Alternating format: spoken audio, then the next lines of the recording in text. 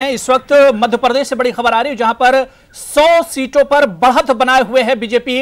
Century अपनी मुकम्मल कर ली है बीजेपी ने मध्य प्रदेश में, लेकिन कांग्रेस बीजेपी के बिल्कुल पीछे है। 96 सीटों पर कांग्रेस भी आगे चल रही है बढ़त में। 209 सीटों के रुझान अब तक न्यूज 18 उर्दू पर आप देख सकते हैं। सबसे पहले न्यूज 18 उर्दू ने ही पहला रुझान दिखाया था और अभी जो तस्वीर है वो भी ग्राफिक्स के जरिए, क्योंकि मध्य प्रदेश में बीजेपी 100 सीटों पर रुझानात में बढ़त बनाए हुए है। इसके अलावा कांग्रेस 96 सीटों पर और अदर्स 13 सीटों पर बढ़त बनाए हुए हैं।